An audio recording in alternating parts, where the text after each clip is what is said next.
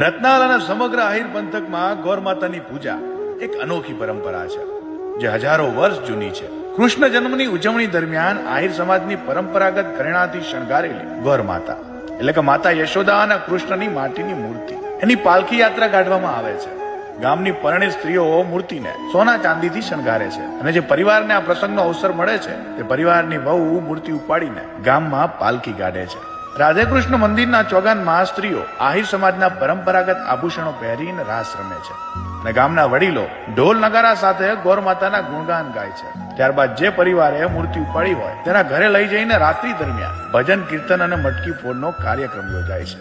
આખી રાત ઉત્સવ બાદ વહેલી સવારે પાલખીને ગામના તળાવમાં પધરાવીને ગામની રક્ષા અને આશીર્વાદની પ્રાર્થના સાથે ગૌર માતાને વિદાય આપવામાં આવે છે. અનન્ય ઉજવણીમાં સર્વ ધર્મના લોકો અને નાના બાળકોથી લઈને વૃદ્ધો સુધી સૌ ભક્તિભાવપૂર્વક જોડાય છે.